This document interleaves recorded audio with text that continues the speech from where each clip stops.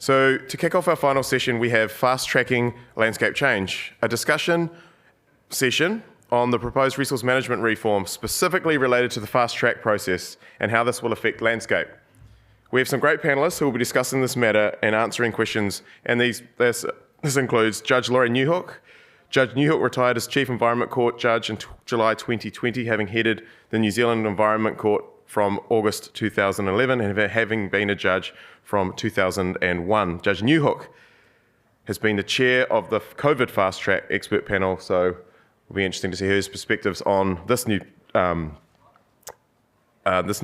process. Shannon Bray is the chair of the NZILA's Resource Management Working Group, and most of you will know who Shannon is, or I assume everyone will know who Shannon is, practicing landscape architect in the RMA planning space. Rawiri Faulkner, who has held senior roles in local government and Crown agencies. He is currently employed by Ngāti Toa Rangatira and as Po Toa Mataro in the Environment, Treaty Settlement and Culture, and he's based in Porirua. And Nicky McIndoe, who leads New Zealand's Environment and Planning team for Dentons. She has extensive experience advising national and local government agencies carrying out large-scale projects across the country. And Nicky is a skilled advocate and represents clients in council hearings, boards of inquiry, the Environment Court, mediations, and the High Court. I would like to ask the panel to come to the stage where His Honour Mr. Newhook will lead the conversation.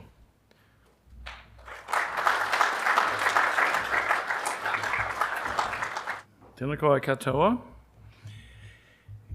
Thank you for staying awake towards the end of the conference. We're going to do our best to keep you awake because this is going to become a bit more interactive than has been previously indicated. So switch the brains on, stay awake and be ready to participate. So to start, we're going to find out a bit about you. Shannon knows most, if not all of you. I know some of you. Nicky and Rawiri will know some of you, but we certainly don't know all of you.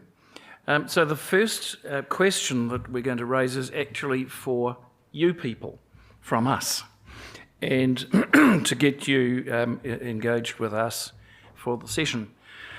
So I'm going to read this one through quite quickly, and then I'm going to come back through it slowly and get a show of hands from you. So the question is this: based on what you've been hearing in the last 2 days, where do members think their work individually contributes most? So this is about you. It's about the nature of your work, each of you. And it's going to result in shows of hands. So, for instance, environmental community value. To contribute to environmental and community value. So the types of work might be spatial plans, master planning, supporting regional policy statements and regional coast and district plans, design of projects, assessing projects, and assisting councils. So you can put your hand up more than once. Some of you might do all of those things. Some of you might just do a few, so there might be a forest of hands at each stage. So just again, the question is, where do members individually think their work contributes most to environmental and community value? First one, spatial plans, show of hands. Yeah, they're the coming thing, but I'm not surprised to see that there are quite a few of you involved already. Master planning. Yeah, I thought we'd get a few more hands there. Supporting regional policy statements and regional and district plans. Yep. Design of projects. Yep, up goes the forest. Didn't need to ask that one, did I? Assessing projects, so this might be peer reviewing and considering them for reporting to councils. Yep, okay. And finally, assisting councils in a general way about landscape, matters of landscape. Oh, right. Okay. So it's pretty much across the board, team. And so thank you for those indications. It's nice for us to be able to know our audience a bit. So I'm going to start with some questions to the panel.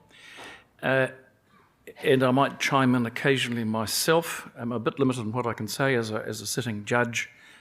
We've got to avoid dipping heavily into policy. I've been speaking to groups recently in Auckland and Wellington and taking things kind of to the limit. So you might find me chiming in occasionally. Chatham House, please, when I'm doing that. So for the and sometimes I might actually come back to you again and seek a show of hands or seek some contributions. We've got a roving microphone, and also don't forget Slido, please. I've got a little screen in front of me. I can see what's coming up, and at times we might actually dip into questions that are coming up, particularly if they relate to something that I've got the panel working with me on at a given moment, or we might leave them to the end. Trust me, I hope I'm going to know what I'm doing. So the first question for the panel, and I want short answers, they can be yes, no, or a sentence or two. Do they think there is a place for fast-track consenting in our work? Straight to the deep answer. The big question. I think there's a place for efficient decision making. Mm-hmm. Nicky? There was a fudge. Is it on now? There you go. How about that? Okay. I think there is a place for consenting which recognises that some projects deliver more value to the community than others, which is not the same as saying it needs to be fast. You like to think that infrastructure could be brought online reasonably quickly? I think that a consenting process which delivers project benefits more quickly would be a good one. Yes. Okay. Rawiri. Can I just start by saying it's nearly 4 o'clock on a Friday. We're surrounded by bars and you're still here. That's I was just sitting here thinking that's awesome. He's a flatterer. There's bars surrounding it. Anyway, I would say there is a role for fast tracking if decisions are embedded and deeply rooted in community and environmental priorities. Thank you. I think we got qualified yeses from the panel, and I can say that I sit in that same space, particularly from the perspective that I've been able to build up over 3.5 years as the existing convener of fast-track panels. I can't see me doing it in the new one. There's a thing called reputational damage by association. I think the bill would have to change quite significantly if I was to be at all interested in doing what I'm doing now. It's almost been a victim of its own success, the current one, but the new one is different. It's very different. Those of you who've been reading about it, I think you recognise. And some of the questions I'm going to run past the panel will be telling you where those differences lie and how serious they might be. So, next question for the panel. Are there some positives in the bill, and succinctly, if so, what? Shannon. It's difficult to find positives in the bill, but I think there is a path that has been working through the COVID system that you've been chairing, the expert panel, and although the timelines can be extremely punishing, there is a robust set of experts that make really clever and well-informed decisions, and they can do that quickly and well. So that's a good element of it, I think. Mm-hmm. Okay. Nicky? Yeah, controversially, I quite like the one-stop shop element of it. I know that there are people who have submitted against it, but I like the way that it enables a more integrated decision to be made, taking into account the full range of authorisations required for a project. I quite often work on projects where you need to get a designation or consents, and then that allows the land acquisition to occur, which then allows the heritage archaeological authorities to occur and the wildlife members, and they all come. And one kind of, by the time you get to the end, they're not really in a position where they could ever say no, given all of the yeses that have happened beforehand. And you often have the same stakeholders needing to engage in multiple processes. And I think there could be quite a lot of efficiencies and better integration, making sure that your archaeological authority conditions match your consent conditions, which match your wildlife permit conditions. Okay, thanks. So I can see some advantages in that. I'll come back to that in a moment. Rawiri. No. Because the potential to create intergenerational harm and trauma is too high. Thank you. Yeah, you're getting a round of applause for that. Now, I'm interested in Nicky's point, and she and I have actually discussed this. We've slightly rehearsed this. Yes, one-stop shop could be a good thing in terms of efficiency and just the sheer time that it takes to actually get a project to the point where you can put a spade in the ground. But as against that, and this is me with my current convener hat on, the existing panels sometimes have their work cut out to do something within 50 working days. And some of our panels, including one that I chaired, have been really, really stressed. You know, it's like a steamroller's gone over us. So to add in these other types of consenting, in respect of which the sorts of people that go on these RM-type panels will have never had any experience. Heritage consenting, dock consenting, permissions, land entry, all that sort of thing. It's just, I don't think it's doable. I just don't think it'll be able to be done, even if they extend the timeframes really quite considerably. So, yeses and nos. So thank you, panel, for your thoughts about that question. The next question is this. Thinking about the swirling rumours of the possible applications, you know, some sand mining, marine farm near Rakiura, and others that have kind of been through the mill, been around the traps and had the thumbs down from courts, and others that haven't been, to be fair. What landscapes might the panel think might be most at risk from the sorts of applications that we think might be trying to get in the pipeline? Starting with you, Shannon. I think my concern is everyday landscapes, our coastal, our urban and our rural landscapes that are not protected. I think the national parks will get under threat, but there'll be lots of people that will defend it, and there are other legislation that defend it. We have some bottom line legislation that may hang on in terms of outstanding natural landscapes. They're probably going to have enough protection because people care for them very well. But our everyday landscapes that we drive through as we leave the city, drive through a rural countryside to the beach, those are the ones I think that are at biggest threat from this. Yep, thank you. Nicky? Yeah, I mean, I agree with that. There will be sort of our everyday landscapes at risk. I think part of the difficulty is we really don't know. Because the range of applications is so wide, district or regionally significant, that's quite a lot of different applications. And of course, the schedules aren't populated, so we don't know really what applications are going to be made, and it could be quite wide-ranging. I also think that perhaps, Shannon, your optimism that the bottom lines might hang on, I think that maybe you're just an optimistic person, because I think that projects that see normal consenting under the RMA as too hard because they would struggle to meet those bottom lines might back themselves more in a fast-tracking context. So I think we will get some quite controversial projects go through because of the way the decision-making criteria is, screwed.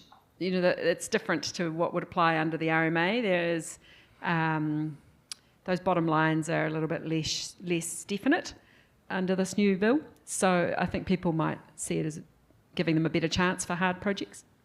Okay. Rawiri. I think, not being an expert like everybody in this room when it comes to landscape, I look at it in a slightly different way in that how do we ensure those things that are markers of our connection to place are still markers of our connection to place when development happens or a fast-track process happens? And the concern that I have is that those things that we use to inform that are not high on the priority list of things to be considered. So when I look at the intent of the fast track process, it doesn't speak to me that landscape is important. In fact, there's nothing in there that speaks to landscape being important. There's not a lot in there that speaks to the importance of connection to whenua and the ability for whenua to speak to us. So I with a very ill-informed view is that my concern is that we won't be asking the question enough to be able to even allow landscape to inform the outcome. And that scares me. Yeah, and probably most of the people in this room. Just touching on something that Nicky said again, if I was talking to a room full of lawyers, I would use the phrase Henry VIII clauses.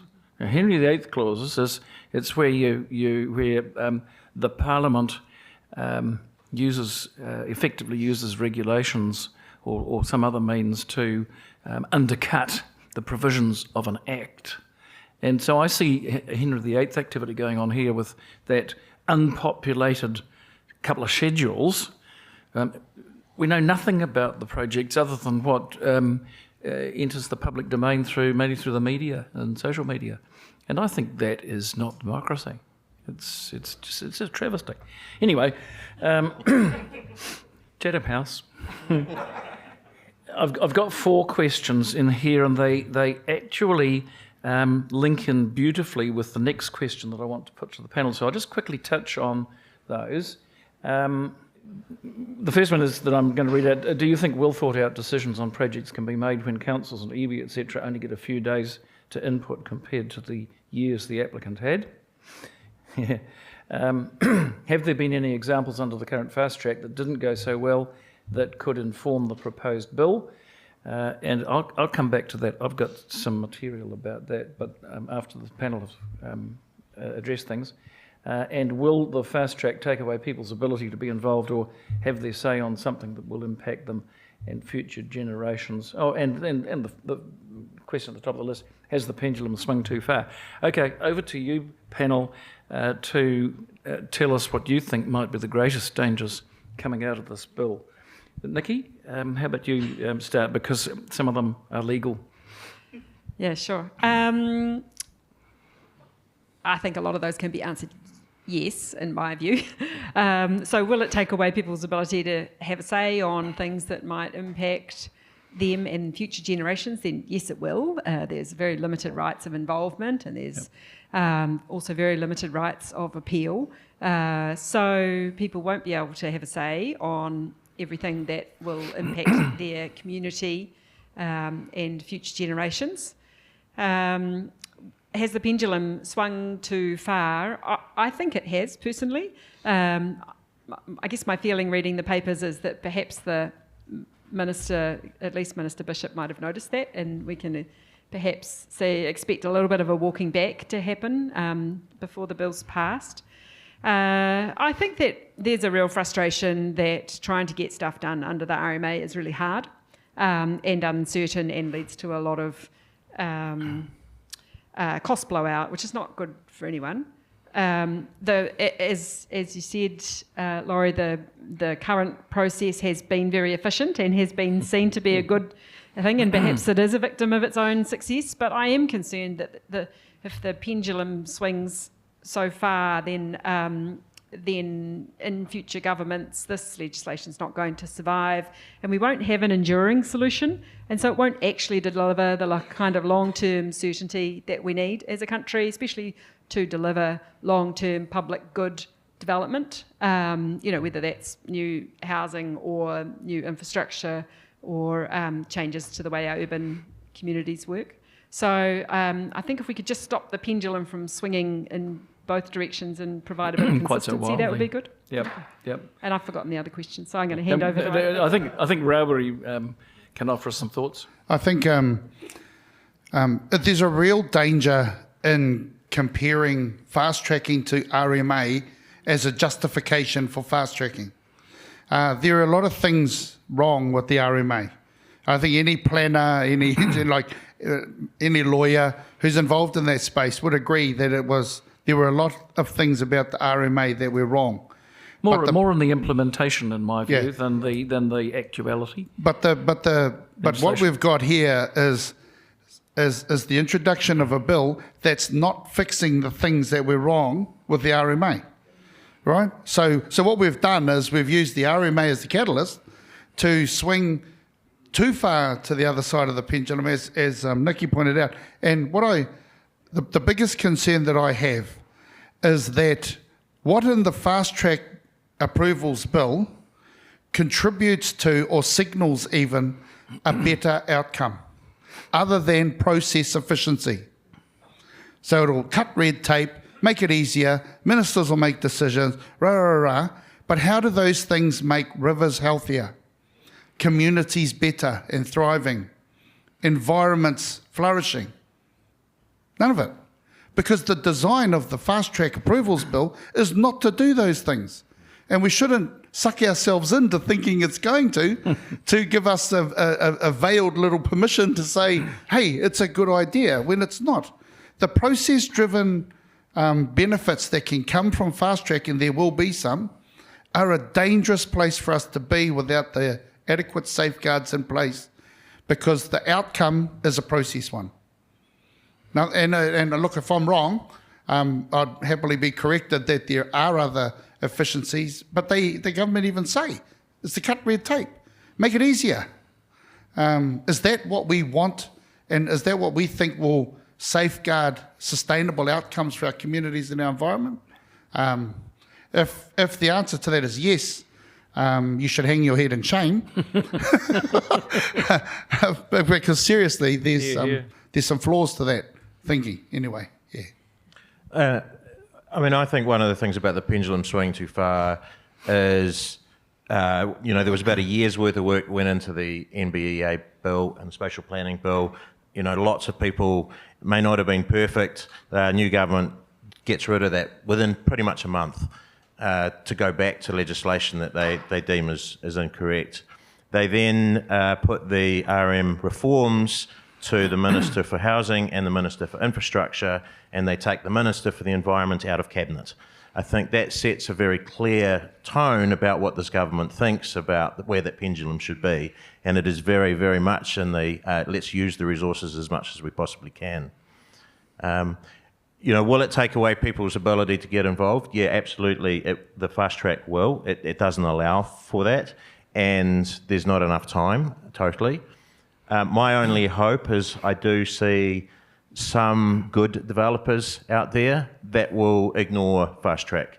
They will continue to do good development.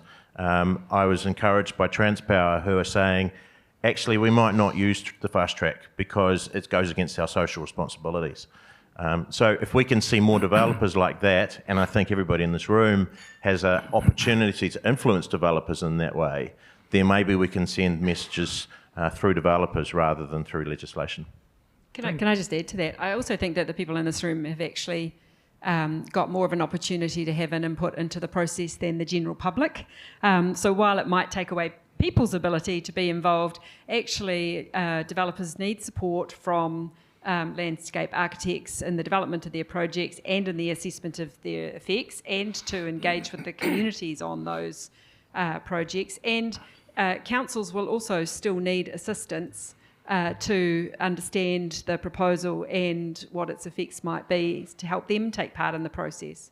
And there will be a limited number of people who can make comment on the proposal, so there is still an opportunity for the profession to assist, and perhaps even more of a responsibility, given that others won't be given that opportunity themselves.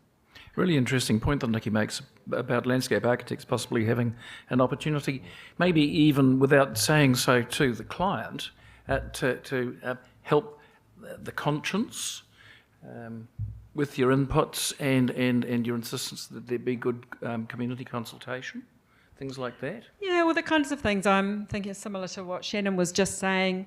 Clients recognising, I mean, I mostly do infrastructure, so that's the perspective I'm coming from, where the infrastructure provider is thinking, I need to build a thing in a community, the construction's going to be really disruptive, but then I need to be there in the long term while it is part of that community. And so it needs to have a social licence. At least all the people I'm working with, I have to say there's not a lot that are going to be lining up to use the bill, but they're very conscious of the need to be able to maintain an enduring relationship with the communities that their infrastructure is in. Yeah, thank you. Yes, I have it in mind that there are some quite big players out there, and maybe some smaller ones, who might think, no, there's too many risks in this thing. I gave a paper to a commercial conference here in Wellington a couple of weeks ago. There's a company called Brightstar that runs conferences. And I presented a paper which was really about the risks that I think surround this new fast track bill. And there's a list of them. You can access a good summary of my paper if you subscribe to Capital Letter. Last week they ran a very nice summary of the things that I was saying. And so they, for instance, identified risks that I was talking about that I'll mention now that come off the back of some of the things that the panel have been saying. For instance, this pendulum, yes, it's being swung big time in one direction. If there's a change of government sometime soon, the jolly pendulum will swing back. It'll have to. I can't see Rachel Brooking leaving it where the current administration want to put it. She won't. And so I identify a risk for funders of projects. Economic risk, funding risk.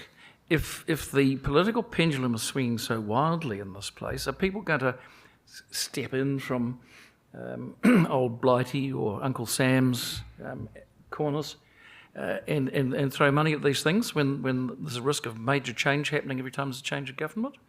That's just one of the risks. There are many risks, and I think some players are going to identify those risks and say, no, please government, tidy up the implementation of RMA type work.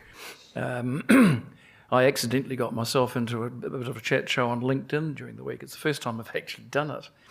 I only use LinkedIn to find people to strong-arm them onto panels. But I was just so fascinated by a chat, mainly among planners, about what's wrong with current processes and how unfair they can be in this, that and the other way, and about the cost of them. That I just chimed in and I started giving some of my stock standard lectures from recent years about expert conferencing, about objectivity and duty to the decision maker, and just actually doing things better. And listening to other people and collaborating, things like that. It was quite fun, actually. I'm not sure I'll do it a whole lot more. There's a question about pressures that I just want to talk about quickly. Have there been any examples under current fast track? Look, there's been a handful of projects that are really very big, probably not as big as any that are lining up to go into the new regime, but the Rakiura marine farm was one where the panel really struggled to get the job done within. They actually had a bit of an extension granted by the minister, and even then they struggled. The issues were manifest. They were complex. They were ecological. They were landscape, navigation, the whole 9 yards. And that was a project that nearly killed the panel and its special advisors, one of whom is here.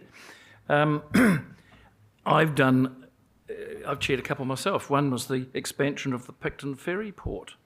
My panel only just got that over the line after the statutory maximum 50 working days.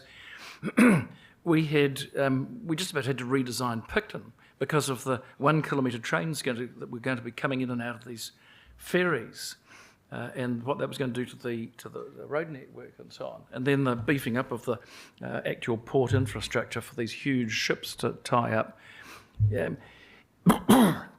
In my paper, I'll say very quickly, there was a big dam in Waimakariri where an appellant called the Air Protection Society, EYRE,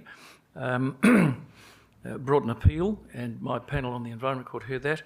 We could not have possibly contemplated doing that case, which actually took nearly 2 years because it was so darn complex in engineering terms, in anything like 50 days or even double it. There were 200 houses downstream of that dam that would have been on the swift-flowing flood path if the dam breached. And we had every engineer imaginable, type of engineer out of Australasia, working with us to try and find solutions. Things like that. The cases that are lining up for this new bill are big and they're complex. And there are huge risks for everybody, applicants, communities, iwi, everybody. So there's the answer to that question, Anonymous. Thank you for asking. Next question for the panel. What can the landscape architecture profession help promote? How can it help promote a change in thinking, whether through words or deeds? Now, I think this is wrapped around the fast track thing a little bit. Who's going to go first?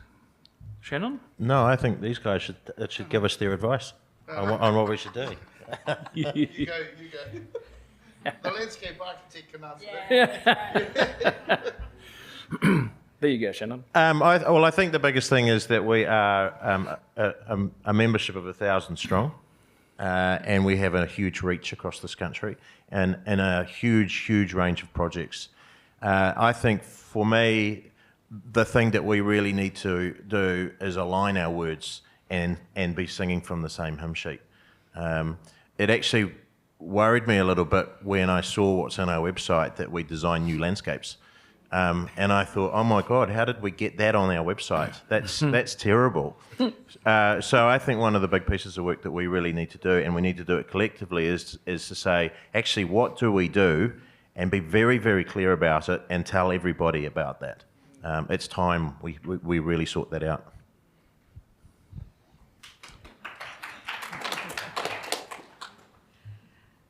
I'm a bit nervous about telling landscape architects what to do.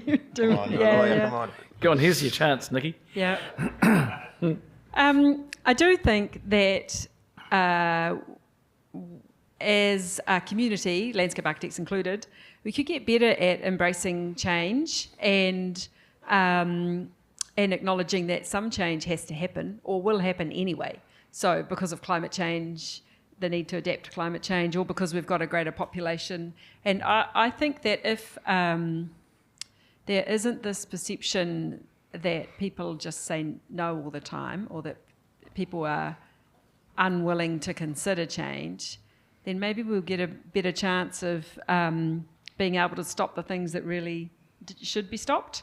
Because I think there is quite a lot. I mean, I'm interested, Rawiri probably knows of some things which Ngāti Toa is doing to improve the well-being of its communities, and you know, I think that there is a lot of improvements that can be made to the way our communities and our environment functions, and if we could get better at supporting those things, perhaps we wouldn't be seen as the no police all the time. Rawiri, can the people in this room join you on the next march to Parliament?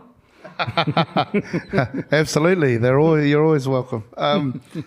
I think I'll talk about that a little bit later, but I think any professional body that can give voice to the aspirations of the taiao and the community in a way that's structured enough to influence an outcome is needed more now than ever. Because in my experience working in the landscape architecture ecosystem or environment, is you are very good at articulating the vision of a community in a way that adds value to a decision and an outcome. And I think, like I said earlier, I think that's needed now more than ever. The concern I have is that very few people sitting around the decision-making table will listen or want to listen. That's the concern I have. That's why it's even more important that the levers that we have available to pull, we pull them and pull them hard. Because if you people in this room don't, who will? Who's going to pull that significance of landscape lever if you don't? So I think that's where the value of the collective input can come from. I'm just going to very briefly talk about what Judge Newhook just talked about. As a senior leader within Ngāti Toa a couple of months ago, we were finishing our executive leadership team meeting, and in general business, I said, I've got an item.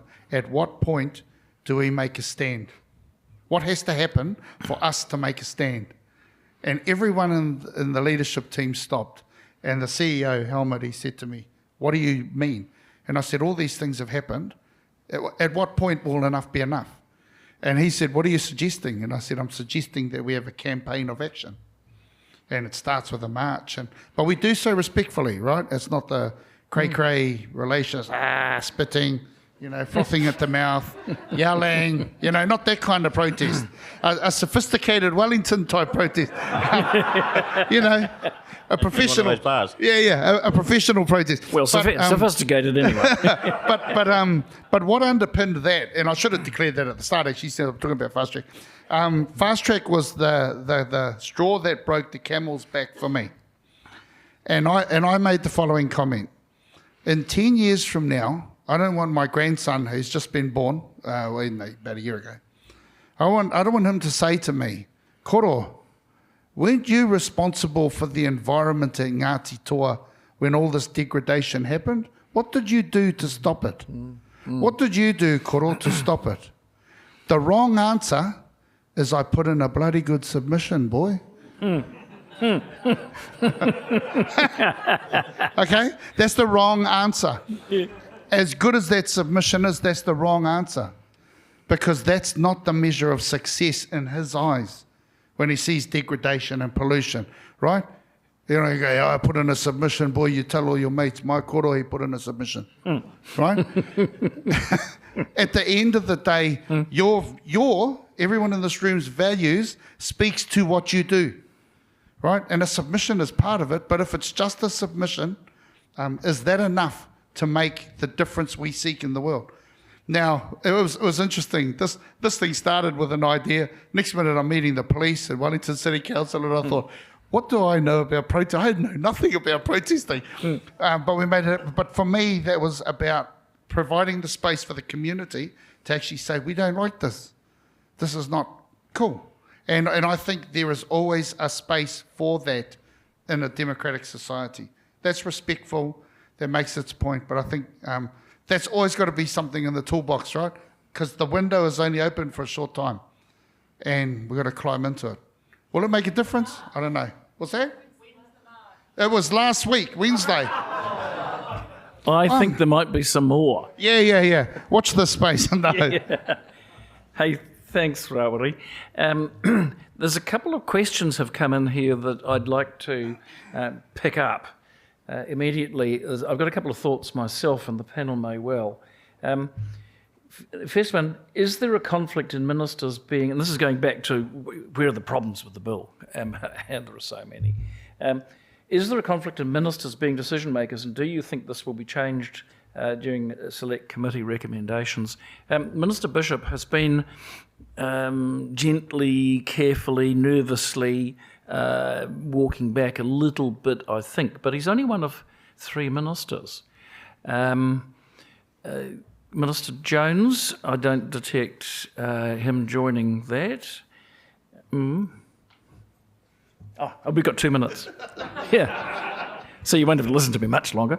But I think there's going to be some tension in the coalition. The other question, is judicial review a safeguard? It's something I've been speaking about. You can have a look in the summary of my paper in capital letter. Well, yes, it is. And I think one of the risks for projects is they're going to be tied up in the High Court with judicial reviews for a very long time. It's not going to be fast track at all. Okay.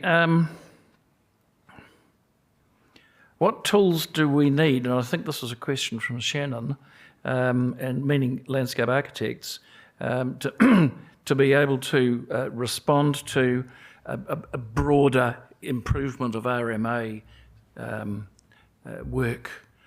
It's a rather big question. Probably only got 1 minute left. 30 seconds. Shannon, Yeah. Nicky.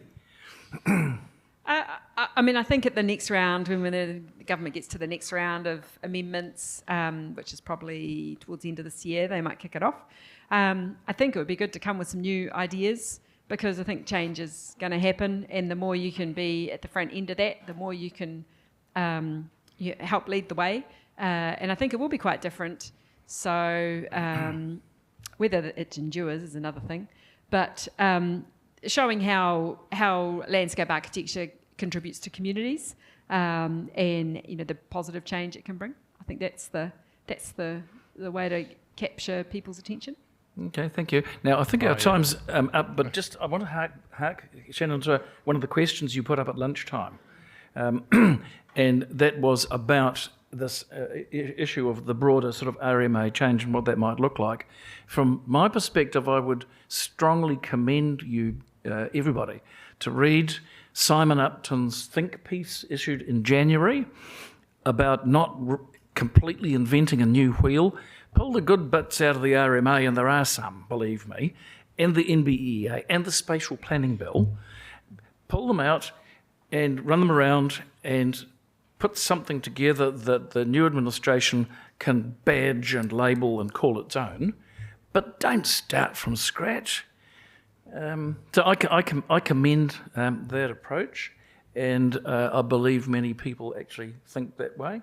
Shannon? And can we call it environment legislation rather than resource management? Yeah. Are we just trying to manage resources? No, we're protecting, we're doing all sorts of things. Can I leave just one little anecdote that I was thinking about earlier? I'll be 30 seconds. So, I remember going to a wānanga when I was younger, and this older fellow was talking about how we used to traditionally cut down trees to make waka.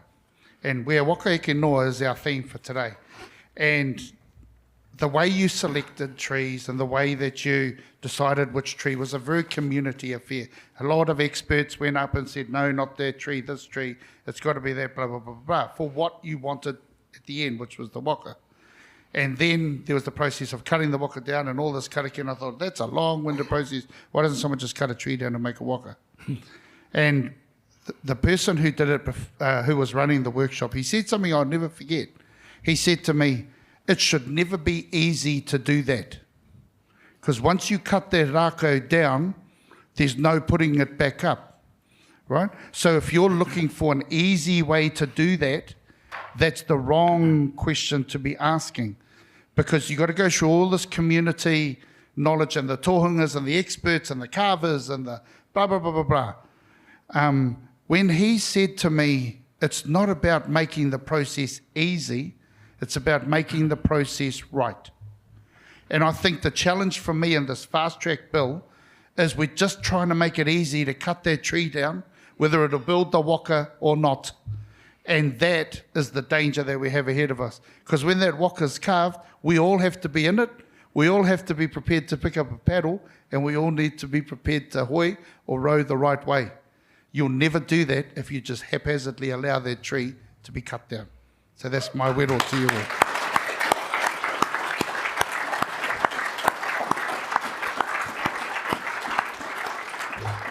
Beautifully put, kia ora, Rawiri. Fantastic. A really good note to end on. And thank you, audience, for your participation. I'm very heartened by the numbers of questions that we got. Sorry we couldn't get to them all. I think that we might actually claim a bit of a tick for having attracted a few questions, Shannon. So thank you all for your attention. I think most, if not all, are still awake. Good on you.